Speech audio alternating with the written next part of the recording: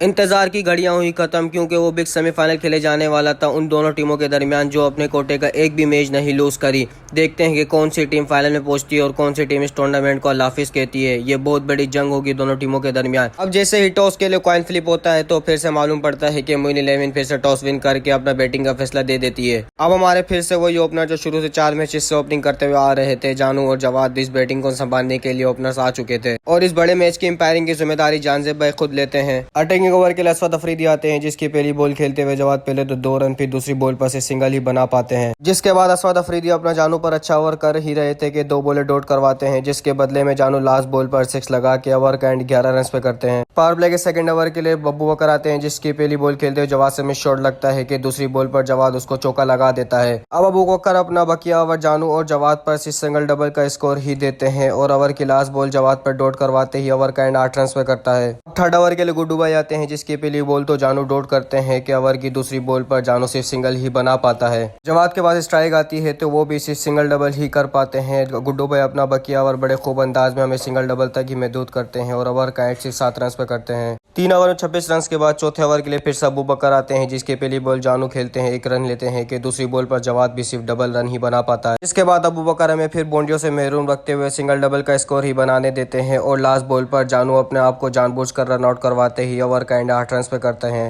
New batsman Faraz ने आते ही पे गुड्डू भाई का सामना करते हैं और पहली बॉल पर सिर्फ 2 रन ही बना पाते हैं कि ओवर की तीसरी बॉल पर गुड्डू भाई फराज को कैच आउट कर चुके थे। इसके बाद हमारे कैप्टन इबाद भाई आते हैं जो हमारे ओपनर से नहीं हुआ। इबाद भाई ने आते ही गुड्डू भाई को 6 लगा दिया था जिसके रिवेंज में गुड्डू भाई ने अगली बॉल पर इबाद भाई को कैच आउट करके अपना रिवेंज कंप्लीट कर लिया था। इबाद भाई के आउट होते ही मोइन भाई आते हैं जो गुड्डू भाई को करारा 6 लगा के ओवर का एंड 18 रन पे कर चुके थे। 5 ओवर में कम रन होने के बाद जवाद छठे ओवर की दूसरी और तीसरी बॉल पर बैक टू बैक 2 छक्के लगा के स्कोर को अच्छा सेट कर ही रहे थे कि ओवर की 5वीं बॉल पर अवैस को फिर से एक मिड ऑफ का 6 भी लगा देता है, जिसके बाद जवाद ने ओवर की लास्ट बॉल सुपर बॉल लेते हुए उस पर तो सिर्फ 2 रन ही बनाते हैं, जिसके बाद इस ओवर का एंड 26 रन पे हो चुका था और इस तरह मोइन 11 में 6 ओवर के इस गेम में 78 रन का टारगेट दे दिया था। क्या मोइन 11 अपनी बॉलिंग के हिसाब से टारगेट को डिफेंड कर पाएगी? देखने के लिए हमारे पेज को लाइक और सब्सक्राइब करें। मिलते हैं अगले व्लॉग में, जब तक के लिए अपना ख्याल रखें। अल्लाह हाफिज।